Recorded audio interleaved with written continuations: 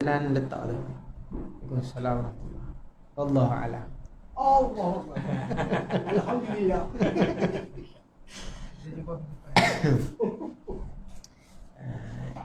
Baik.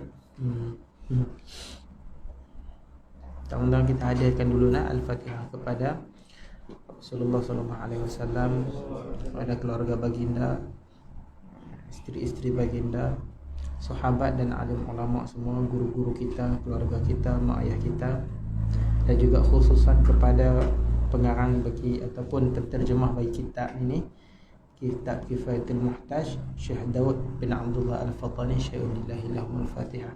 A'udzubillahi minasyaitonir rajim. Bismillahirrahmanirrahim. Alhamdulillahirabbil alamin.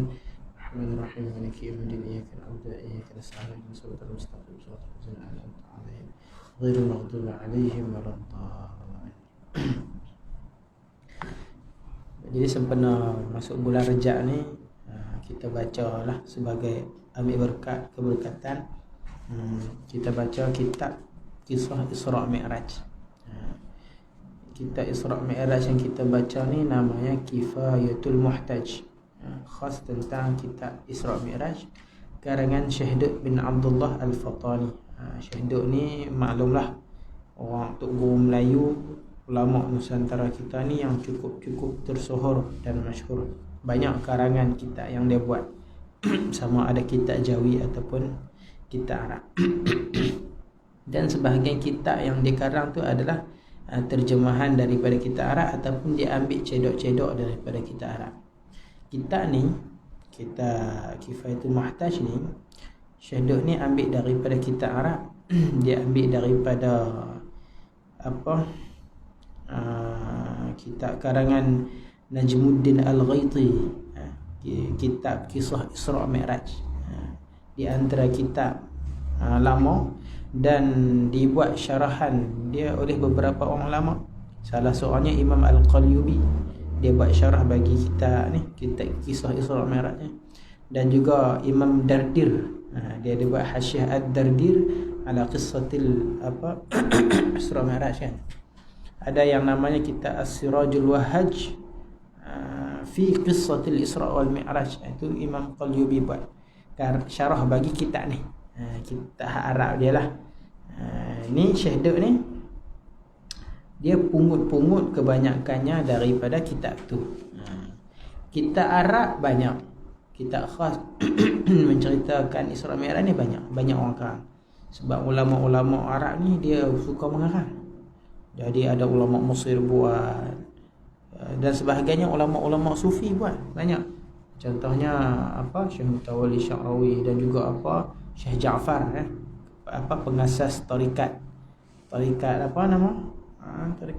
Ja'far yang Ja'fariyah kah? Mesirnya pun ada buat. Jadi kalau kitab Arab tu banyak. Cuma kitab Jawi tak berapa banyak. Cuma lewat-lewat. Kemudian ni ada penulis-penulis moden yang dibuatlah buku-buku tentang Isra' Mi'raj. Dan salah satu kitab yang masyhur yang dibaca di kebanyakan pondok kita, pondok Tanah Melayu, iaitu kitab ni lah, kitab Kifayatul Muhtaj. Ini kita kata warisan ulama Nusantara kita, Kifayatul Muhtaj. Dan ada orang yang buat kepada Rumi. Siapa dia buat Rumi tu, Ustaz? Tak tahu no? Tak jumpa ambil ni download lah. Alhamdulillah ada orang yang Pulau Pinang. Pondok juga kot.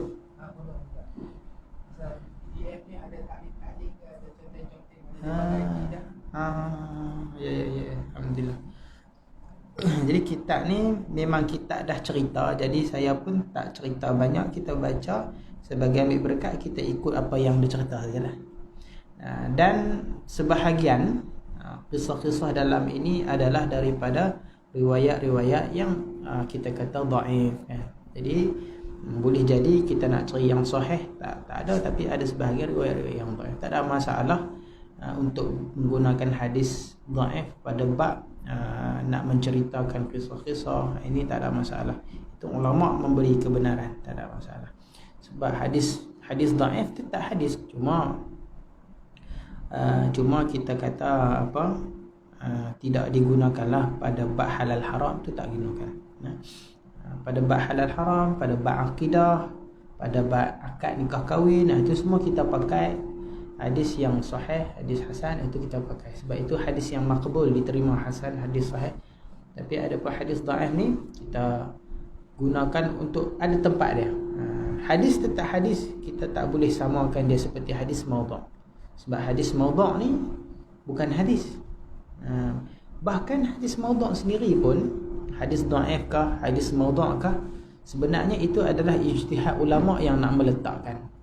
Jadi boleh jadi ada orang kata ini hadis maudhu', betul, tapi dalam masa yang sama ada ulama kata ini hadis dhaif. Sebab ada ulama yang sangat keras, kita kata sangat keras dalam kita kata nak meletakkan status hadis, maka dia memaudhu'kan sebahagian besar. Ada yang sebahagian muhaddis ni dia lemah, bukan lemah, maksudnya dia ringan, dia mudah menjadikan hadis maudhu' tu hadis dhaif. Dia ada, itu dalam, masuk di dalam bidang hadis. Kalau kita belajar dalam satu bidang hadis, nama khas ilmu hadis namanya al-jarhu wa ta'dil. Nak kritik dan nak membela satu-satu hadis. Dia duduk bincang tu. Jadi boleh jadi satu hadis ada ulama kata dhaif, ada hadis ulama kata hasan, begitu. Sebenarnya ulama ni dia ijtihad bila dia nak meletakkan hadis tu hadis apa. Ya? Ulama yang tak. Jadi benda-benda macam ni tak dibincangkan lah untuk orang awam ni. Perbahasan, oh ini hadis ni dhaif, hadis ni tu tak dibincangkan. Sebab apa? Kurang faedahnya untuk orang awam. Sebab tu ulama Jawi kita dari dulu putuk-putuk tak pernah dibincang hadis ni hadis sahih, hadis ni hadis hasan, hadis ni hadis tak pernah. Sebab apa? Orang bukannya faham pun sahih tu macam mana, itu macam mana.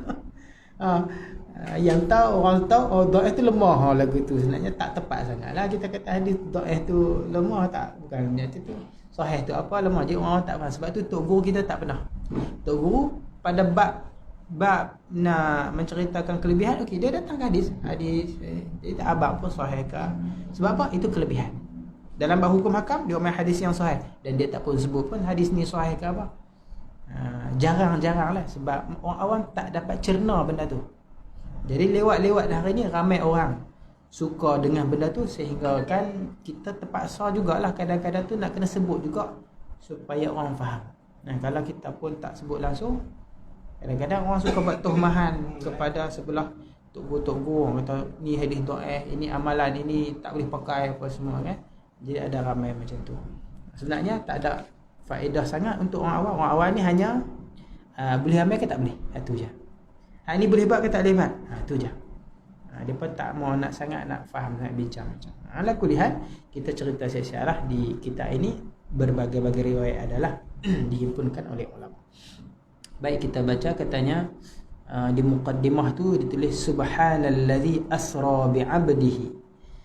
Itu kita kata sebagai pembukaan ayat Al-Quran yang menceritakan tentang Isra dan Mi'raj ada di dalam Quran.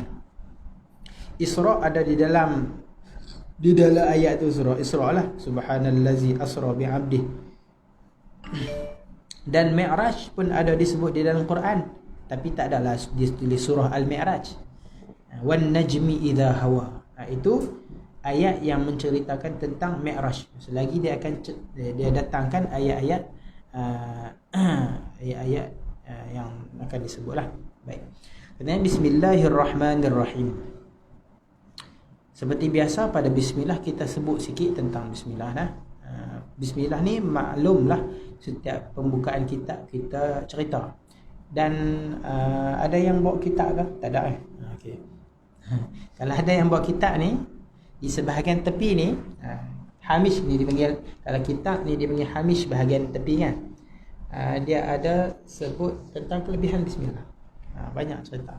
Jadi siapa kalau ada boleh beli, boleh tengoklah, boleh baca tengok. Di antara yang saya sebut satu saja sebagai meraih pada perbahasan bismillah. Ada sebahagian riwayat daripada Nabi SAW, siapa yang baca bismillahirrahmanirrahim, Allah tuliskan bagi dia tiap-tiap huruf 4,000 kebaikan. Allah hapus 4,000 kejahatan. Allah angkat 4,000 darjat. Ini riwayat oleh Ibnu Mas'ud radhiyallahu anhu. Itu di antara kelebihan dia lah. Siapa yang baca Bismillahirrahmanirrahim, ada kelebihan dia. Jadi kita tulis di setiap apa makalah kita yang kita nak buat itu, kita tulis lah. Macam buku, ada buku conteng-conteng pengajian kita tu, tulis-tulis fawaid kita tu kan. Tiap hari kita nak mengaji, tulis dulu Bismillah dan kita baca. Tak payah kuat-kuat tak apa, kita tulis Bismillahirrahmanirrahim, tulis dan kita baca. Ada banyak kelebihan lah kalau nak baca lah. Nanti dalam kitab Jawharul Mawhub yang kita baca ahad tu kan, dia akan ada bab fasal menceritakan kelebihan Bismillah. Dia akan datang riwayat-riwayat kelebihan Bismillah. Supaya apa? Kita semangat nak beramal.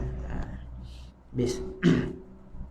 Kemudian kata musannif, kumulai kita ini dengan nama Allah yang amat murah lagi amat mengasihani akan hambanya yang mukmin di dalam negeri akhirat. Ini terjemahan bagi Bismillah. Alhamdulillahil mannan ala ibadihi bi ni'amin la tuhsa. Segala puji bagi Allah yang memberi atas hambanya dengan beberapa nikmat Allah yang tiada terhingga. Kita tak syarah sangat. Wassalatu wassalamu ala man asra bihi minal masjidil harami ilal masjidil aqsa. Dan rahmat Allah dan salamnya atas mereka yang dijalankan pada malam dengan dia daripada Masjidil Haram kepada Masjidil Aqsa. Dia ambil sikit iktibas daripada Al-Quran, ambil sikit. Wa ala alihi wa ashabihi zawil fadailil lati la tastaqsa. Dan atas segala keluarganya, atah dekat selawat. Jadi selawat tu minta curahkan juga ala alihi, atas keluarga Nabi. Selawat salam juga kepada sahabatnya yang mempunyai beberapa kelebihan yang tiada dapat dihingga. Nama sahabat ni ada belakang kelebihan. Setiap sahabat ada kelebihan. Apa kelebihan dia? Pertama sekali, dia pernah berjumpa Nabi sallallahu alaihi wasallam. Hak tak ada kat kita. Hak tak ada kat kita, dia berjumpa Nabi. Tu masya-Allah. Satu benda yang menyebabkan langit cemburu dengan bumi. Sebab apa? Ada Nabi. Salah satu sebab yang ulama sebut berlakunya peristiwa Mi'raj itu, sebab apa? Bumi ada Nabi. Langit cemburu. Bila langit kata kat bumi, pakat duk berdebat. Langit kata aku bagus, bumi pun kata aku bagus. Lawan langit kata aku tak ada maksiat. Mana ada ahli fasik? Kalau ada pun kena tendang. Iblis ada kena tendang lagi. Tak boleh ada maksiat kat atas langit. Bumi, kat bumi berceretek orang buat maksiat. Tapi bumi kata apa? Aku ada Nabi. Allahumma salli ala sayyidina Muhammad. Maka langit pun jam, tak jawab apa ni? Afdalul makhluk ada kat bumi. Dia kali minta doa, ya Allah ya Tuhan aku, bahawa main ni aku pun nak kemuliaan tu juga.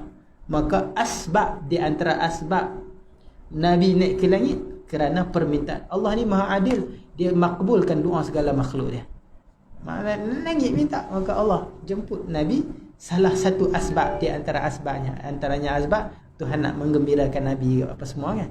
Salah satunya sebab langit kata, ya Allah Ta'ala aku pun nak kemuliaan ni juga, jemput Nabi naik.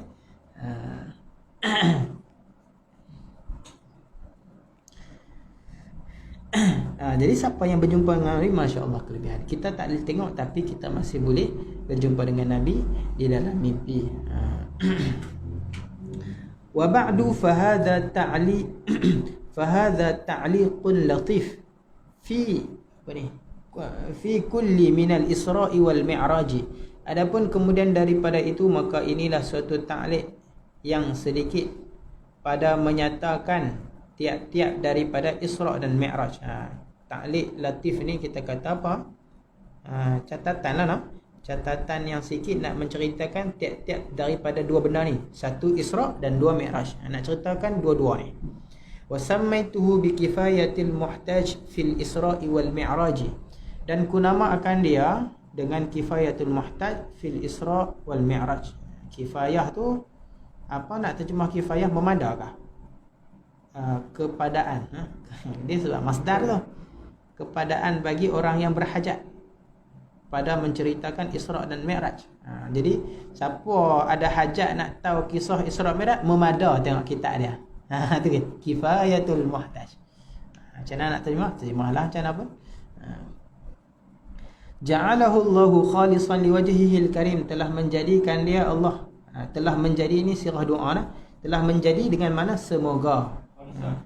Ya, semoga menjadikan dia kitab ni oleh Allah Ta'ala semata-mata bagi zatnya. Makna khalis, semata-mata hanya niat kerana Allah dan yang maha mulia. Maka Allah makbulkan permintaan musannaf ni, kitab dia ada sampai hari ni.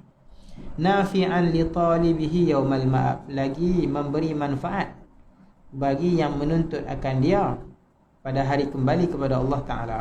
Jadi siapa yang mengaji kitab ni, talib talib orang yang menuntut kitab ni, masa dia baca, dia ulang kaji, doa musannaf, semoga kitab ni menjadi manfaat bagi kita apabila kita balik nanti ke hari hari akhirat. Firman Allah Ta'ala, Subhanalladzi asra bi'abdihi laylan minal masjidil harami ilal masjidil aqsa alladzi barakna hawlahu linuriyahu min ayatina innahu huwas sami'ul basir. Maknanya apa? Maha suci Tuhan yang menjalankan dengan hambanya Muhammad sallallahu alaihi wasallam pada malam pada malam. Asra dengan makna berjalan malam. Dia daripada perkataan sara, jalan malam. Kalau sara, jalan siang. Sin alif ra, sara. Sin alif ra, jalan siang. Kalau sara, jalan malam. Alif kat belakang, alif di tengah jalan siang, alif di belakang jalan malam. Sara dengan sara, bunyi sama tapi tak serupa. Panjang dan pendek dia tak serupa. Itu kehalusan bahasa Arab lah. Tapi dari segi penggunaan percakapan boleh je pakai dalam macam mana pun kan.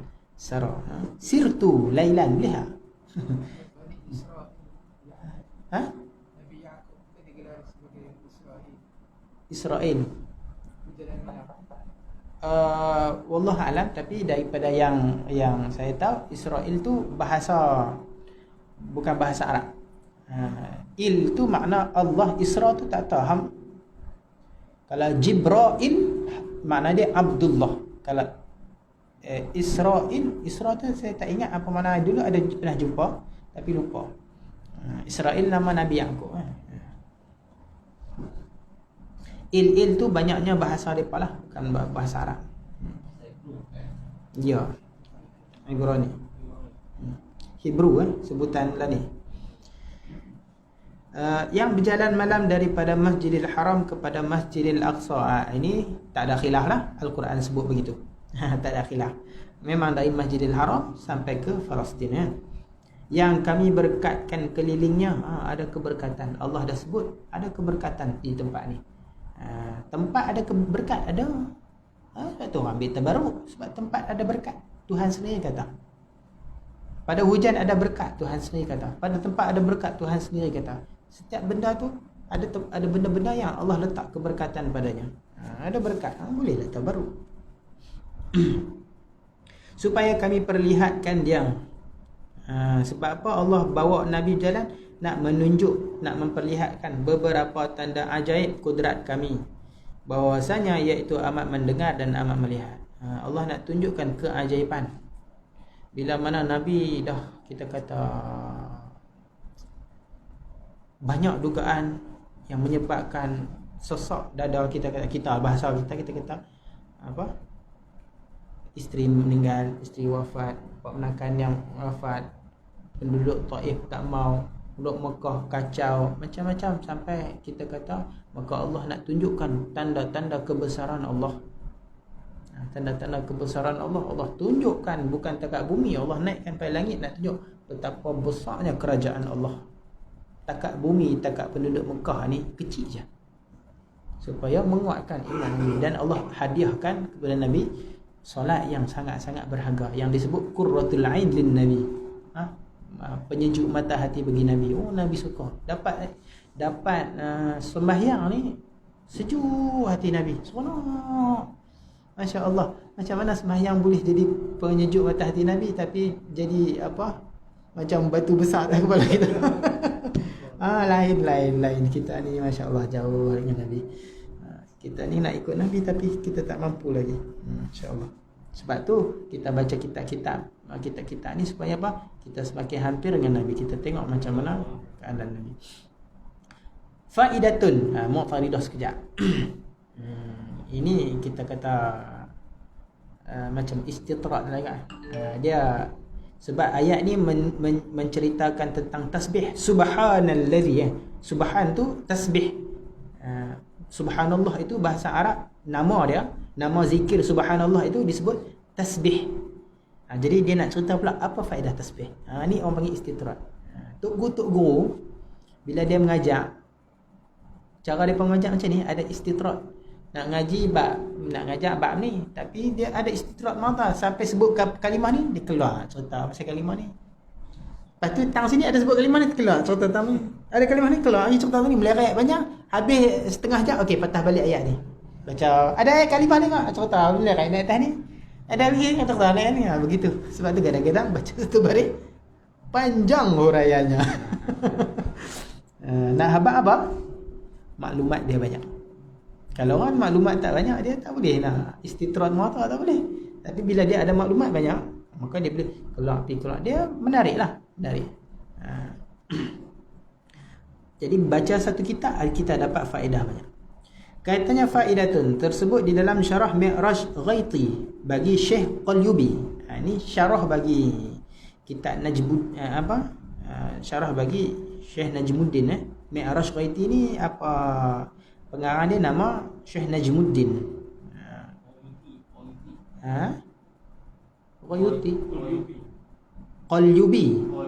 Qalyubi tu orang yang buat syarah bagi kitab Mi'raj bagi Imam Al-Ghaiti ni. Dan syarah tu ada sebut apa? Tersebut hadis sabda Nabi sallallahu alaihi wasallam. Man qala subhanallah alf marrah fi kulli yawm faqad ishtara nafsahu minallah bimakna a'taqaha minan nar. Barang siapa baca subhanallah 1000 kali tiap-tiap hari, maka sungguhnya telah menembuskan dia dirinya daripada Allah, yakni makna dia merdekakan dia daripada api neraka. Istiqamah satu hari 1000 kali. Subhanallah. Maknanya kita pi bayar, contoh macam itulah, maksudnya kita tebus, kita bayar. Ini bayaran dia. Tasbih ini sebagai penebus untuk kita daripada masuk neraka. Walaupun kita buat dosa kan, Allah Maha Kaya, dia boleh ampunkan. Dia sebenarnya bila kita ni banyak buat amalan, siapa boleh buat 1000? Kalau dia boleh, makna dia orang baik. Kalau dia maksiat ni gelap, amalan kebaikan ni cahaya. Kalau malam tak ada cahaya memang gelap, tapi bila mai cahaya malam lari. Bila naik matahari terang, ada lagi gelap malam? Tak ada. Amalan kita bila kuatnya, banyaknya, maka dia akan menghambat gelapnya maksiat tadi. 1000 kali siapa boleh buat? Orang minum arak tak akan boleh buat. Orang tinggal sembahyang tak akan boleh buat. Kalau dia boleh, orang tinggal sembahyang boleh buat 1000 kali, pasti dia tak sembahyang. Macam mana dia nak buat maksiat kalau dia ni orang yang boleh? Maknanya orang yang boleh buat macam ni, memang dia tebus diri dia kepada Allah. Azam, niat nak buat dapatlah. Walaupun tak mampu buat lagi, niat dulu. Dah? Azam apa? Azam. Dia sebab ada rahsia pada 40 tu. Ya, amalan, sebahagian amalan tu 40 hari. Dia ada rahsia lah. Kenapa ulama pilih?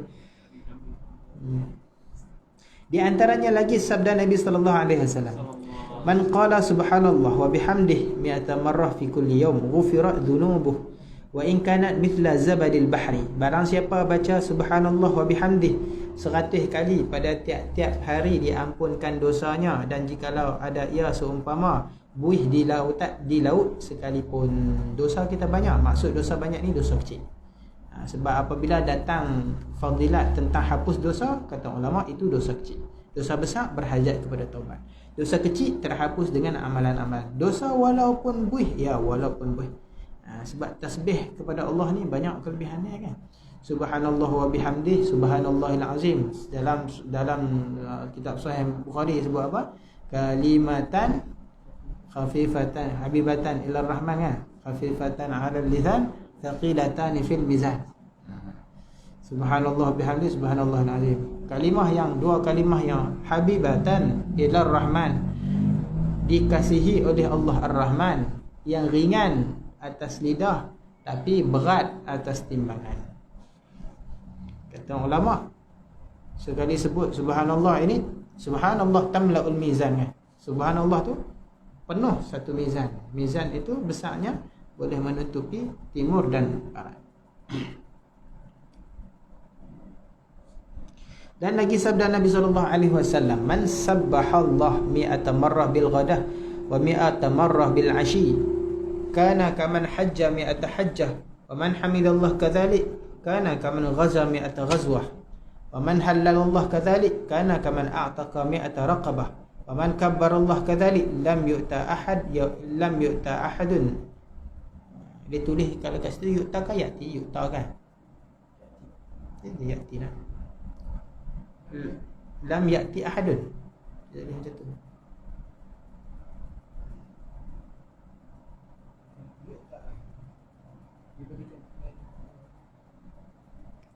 Nampak macam yu'ta. Wah lah, kena semak balik. Kalau ya'ti ahadun maknanya dia datang. Seorang tu datang. Ni bukan dia datang, didatangkan kepada dia. Yu'ta kepada ahadun, kepada siapa-siapa pun. Yaumul qiyamah, sebab di sini pun tulis ya alif.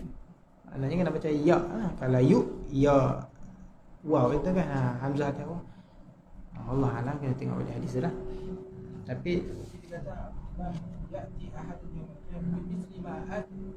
bimithli ma atabih. Dia tidak akan datang bersama-sama dengan orang yang sumpah dengan apa yang dibawa. Dan maksud dia illa man qala mithlahu aw zada anhu. Maksud dia apa?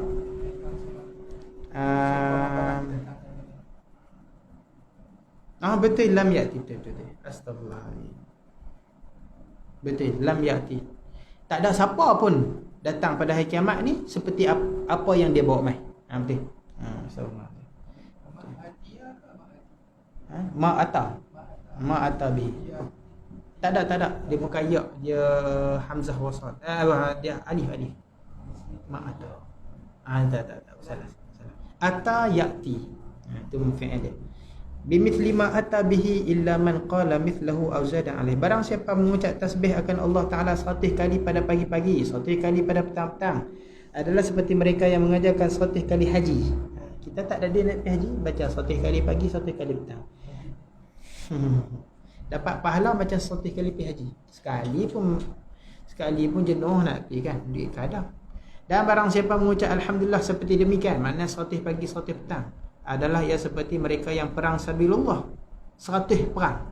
Macam pahala dia macam orang pergi perang, tapi tanpa gandaan lah. Orang pergi perang tu pahala dia dapat hak macam ni, tapi dia ada gandaan. Hak gandaan lah sini lah. Dan barang siapa mengucap tahlil seperti demikian itu, 100 pagi 100 petang, adalah mereka yang memerdekakan 100 sahaya. Macam kita merdekakan 100 orang, kita ada hamba 100 orang, kita merdeka.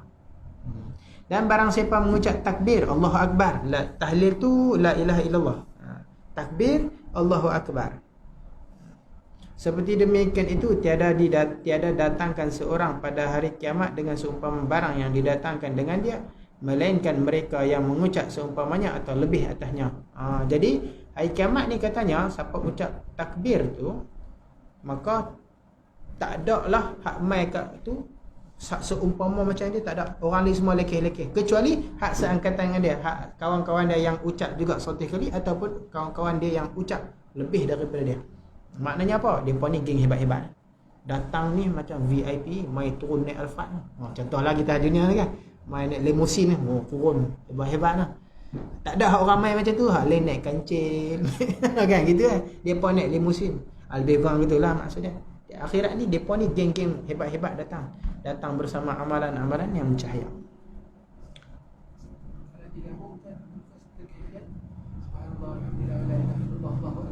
Ulangkan 100 Sama. Serupa dengan kalau diasingkan. Sama. Serupa. Sebab masing-masing ada kelebihan. Campur pun sama juga, sebab masing dalam tu pun dah ada zikir-zikir yang tadi kan. Bahkan kalau bahkan bila dicantum dia lagu dia umpama gigi kunci, dan juga seumpama kita kata huruf kalau BUKU bunyi buku, tapi kalau BAKU jadi baku, bunyi dia akan lain, makna dia akan lain. Maksudnya apa? Faedah dia pun lain. Sebab tu setiap zikir dia ada kelebihan, tapi bilangan dia pun ada kelebihan, susunan dia pun ada kelebihan. Sebab tu para habaib dia ada rotib susunan dia. Boleh tak kita baca asing baca? Boleh, terasa, tapi dia pada susunan. Susunan tu memberi satu kesan lain. Dia jadi satu kunci yang boleh buka satu pintu lain. Zikir subhanallah, nak zikir banyak mana boleh, tapi lepas solat 3/3. Alhamdulillah 3/3. Allah Akbar 3/3. Sebab apa? Dia akan jadi satu kunci untuk membuka satu pintu. Tapi kalau kita buka kita zikir 100, ada kelebihan, tapi dia tak buka pintu ni, dia buka yang lain. Sebab tu ulama kata bilangan-bilangan zikir tu macam gigi anak kunci. Berbezanya bilangan, maka akan jadi kunci lain lah. Dia tetap kelebihan ada, tapi ada kelebihan yang ada pada zikir 3/3 ni yang tak ada pada lain. Sebab dia Surah dia buat subhanallah alhamdulillah Allahu akbar 3 kali selepas solat. Sekali buat saya tak. Saya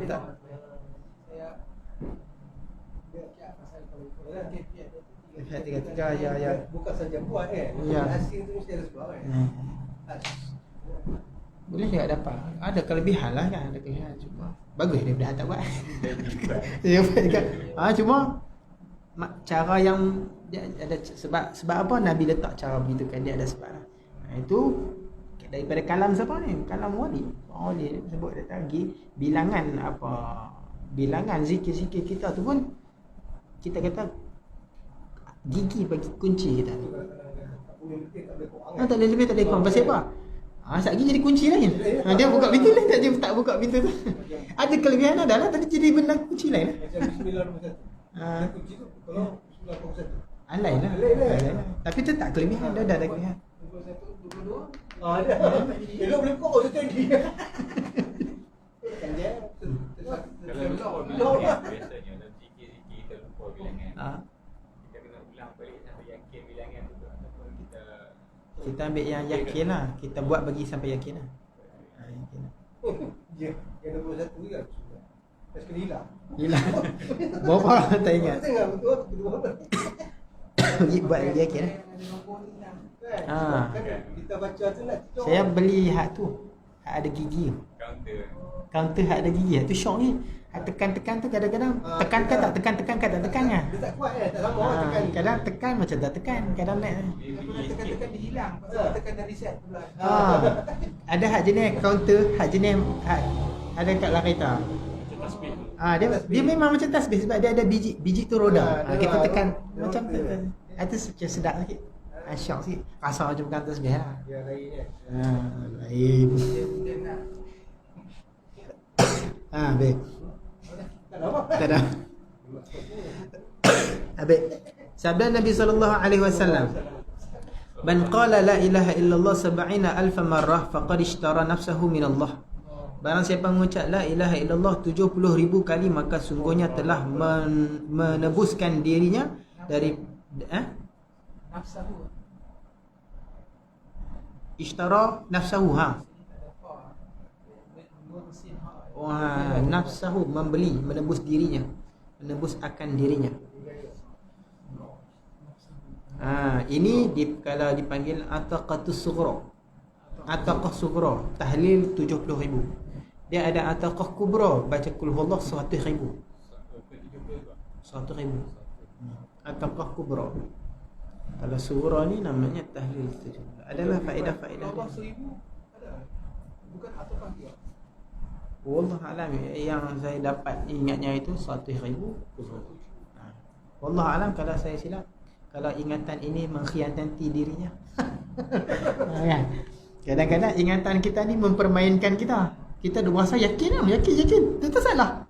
Tengok lah, salah aku yakin macam tu.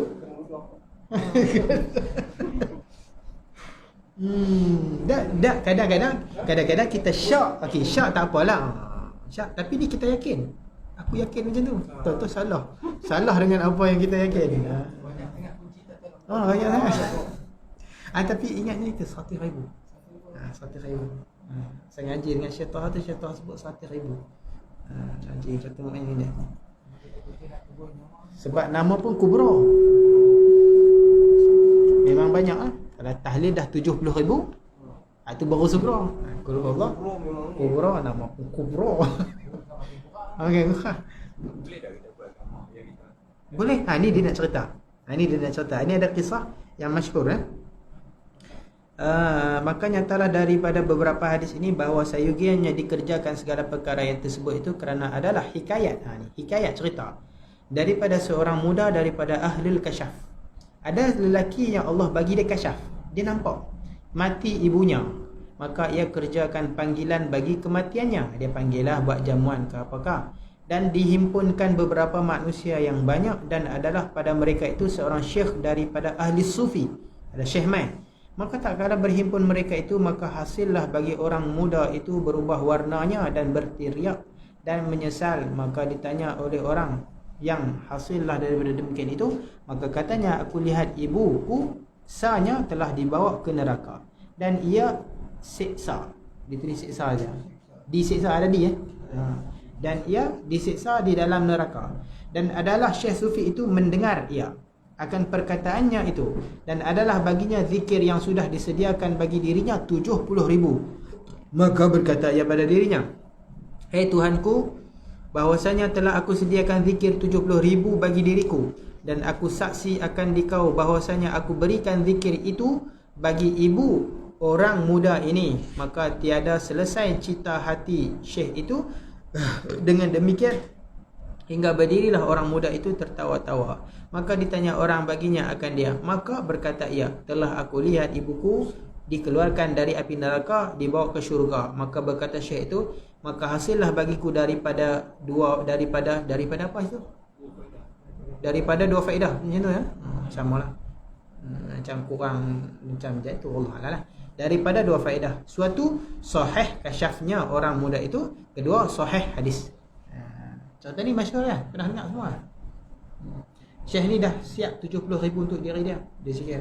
Bukan mesti sekali duduk sejadah zikir 70,000, habis siapa boleh buat boleh. Tapi maknanya himpun lah. Pegang tasbih tu, ada satu kaunter khas untuk zikir tahlil. Dah, kaunter lah RM10 beli khas. Gantung tahlil. Hak lain jangan duk kacau ni. Siapa kacau? Saya kacau kaunter pak ni siap. Hak ni aku nak siap 70,000 tu kan. La ilaha illallah. Satu hak buatlah 1,000 ke, 2,000 ke, 10,000. Simpan. Esok sambung lagi. Simpan untuk diri kita. Kita ni nak mati kan. Mana tiket kita yang kita nak tebus depan Tuhan? Kita nak beli apa diri kita ni depan Tuhan?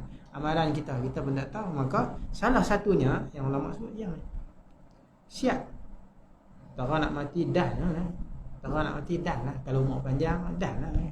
Azam nak buat 70, dapat dah 70. Kita pegang tu, aku nak buat 70,000 ni, kita pun la ilaha illallah, dapat dah 70,000. Esok tak buat, itu lain kira. Dapat dah 70,000. Tapi bila kita buat, dia ada gandaan lah.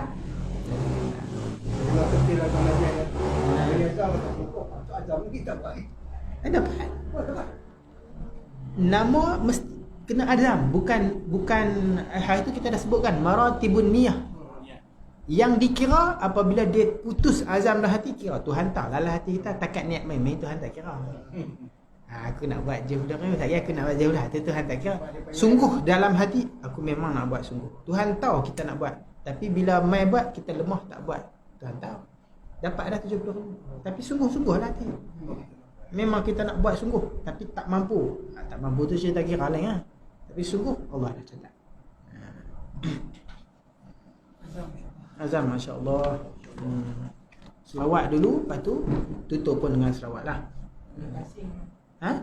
Boleh pasing orang lain. Boleh pasing. Itu kita kalau orang rajin-rajin. Boleh kita share boleh. Boleh macam apa. Masing-masing untuk diri ya. Cuma kita nak bagi kat orang tu boleh. Oh, kita bagi. Kita zikir 70,000, kita kata aku hadiahkan 70,000 tahlil ini. Kalau di Kedah memang ada. Selain daripada khatam Quran, orang akan buat juga sewa untuk, kita kata sewa lah nak, upah untuk zikir 70,000.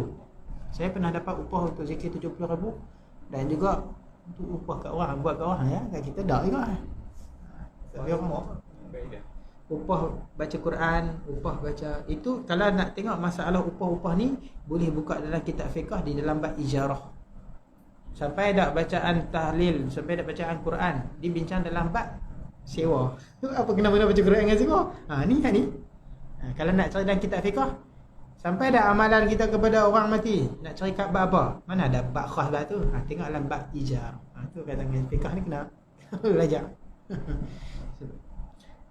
Kalau kita duduk di atas kubur, tak perlu niat, memang dapat faedah.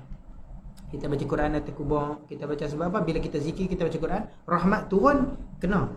Baik, dapat juga kepada orang. Tapi kalau kita duduk bukan di kubur, bukan di tempat si mati, kalau kita nak hadiah kat dia, kita perlu doa untuk dia.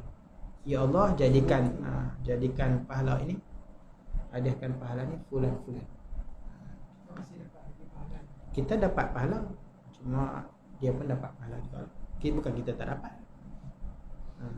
Summa sawaban mithla thawabi dzalika. Seumpama. Allahumma ja'al mithla thawabi. Bukan kita buat penat-penat, kita kosong. Kita ni bukan kerja dengan orang miskin, kita kerja dengan Tuhan Maha Kaya. Dia tak kedekut dah lagi. Habis. Kemudian dia akan masuk wan najmi idza hawa, dan lagi firman Allah Taala. Ini masuklah. Masuk ayat ni, kemudian terus kepada cerita Isra dan Mi'raj. InsyaAllah malam-malam kalau tak ada uzur, tak ada apa, kita baca ni lah, bulan baca ni sampai habis lah, insyaAllah. Kalau tak ada nak habis bulan baca, kita baca laju-laju.